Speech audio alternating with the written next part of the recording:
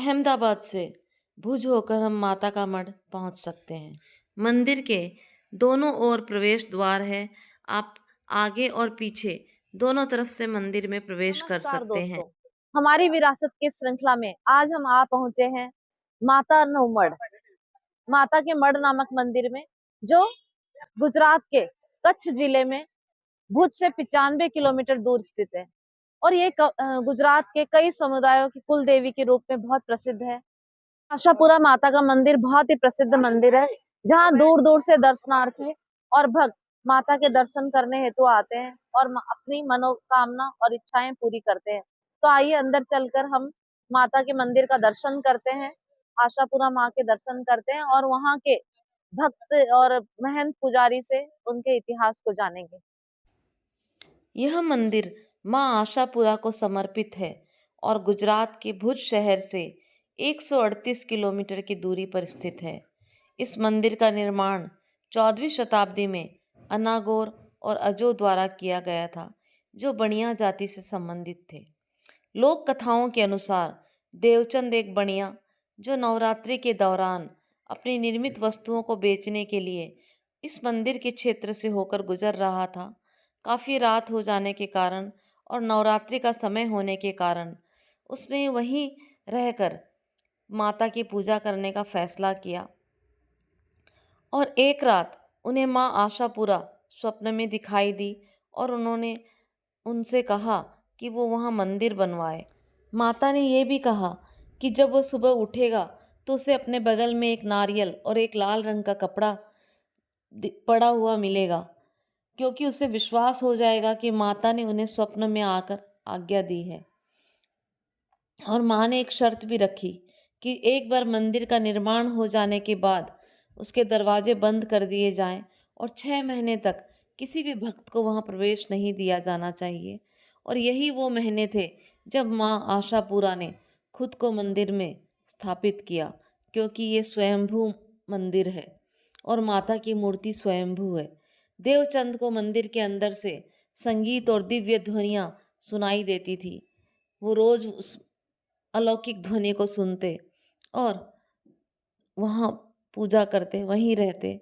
कुछ महीने बाद देवचंद अपनी उत्सुकता को रोक नहीं सका और मंदिर के दरवाजे उसने खोल दिए। उन्होंने देवी की एक पत्थर की मूर्ति ऐसी मुद्रा में देखी जिससे ऐसा लग रहा था कि वह खड़े होने का प्रयास कर रही है, क्योंकि मंदिर में जो मूर्ति थी वो घुटने तक थी।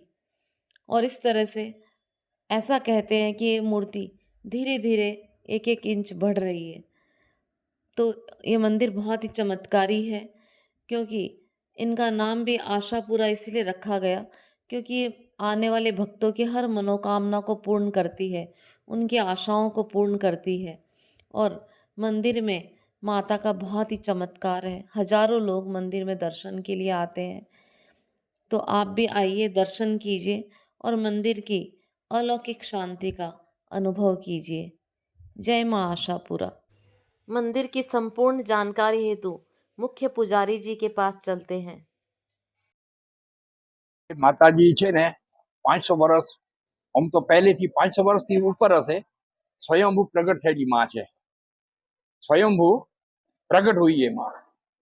इधर एक वनजार लेके गाय हो के भैंस हो के लेके यहाँ से एक वनजार यहाँ से रात को निकला और थक गए थे, रात को इधर सो गए। अभी जहाँ माँ प्रकट हुई है ना, उधर रात को सो गए।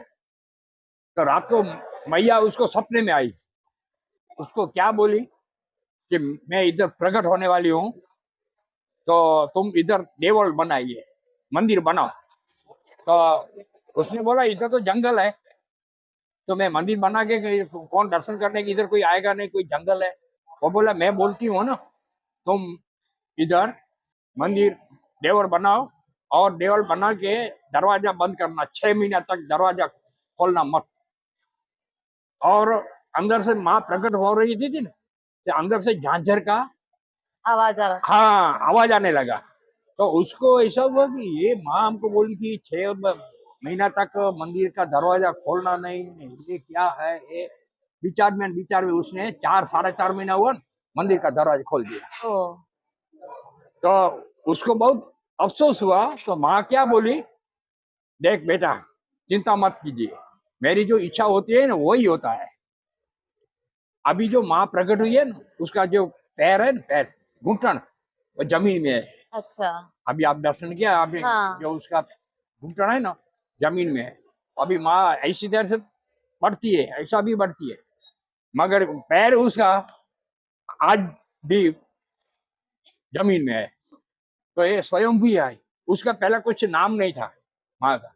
हाँ। प्रकट हुई थी तो क्या इधर दर्शन करने के लिए लोग जो आने लगा ना, तो उसकी सबकी इच्छा पूरी होने लगी, तो उसका नाम पड़ा आशा। आशापुर। सभी की आशाएं पूरी होने लगी।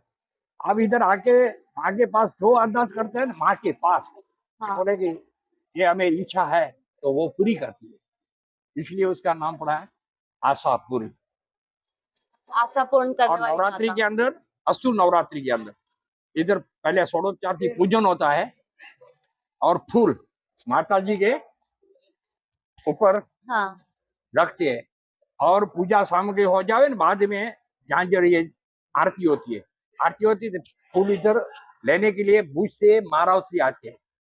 भुज से महाराष्ट्री पहले पैदल आते थे, अभी पैदल नहीं आता है, गाड़ी में आता है।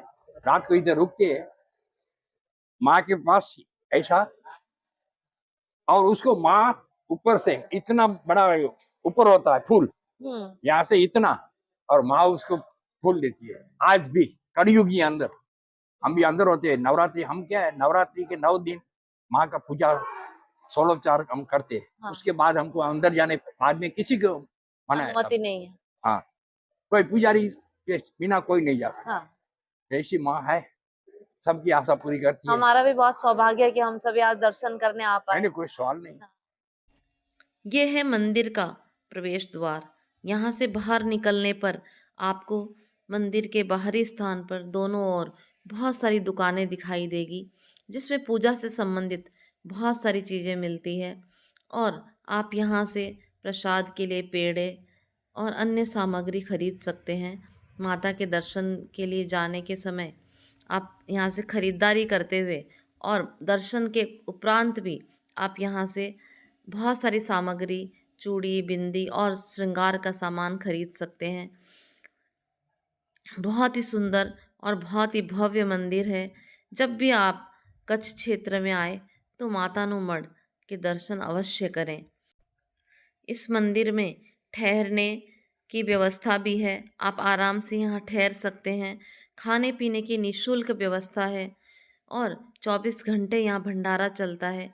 तो जब भी आप यहाँ आएँ, यहाँ पर एक दिन रुकें और आशापुरा माँ के दर्शन करें।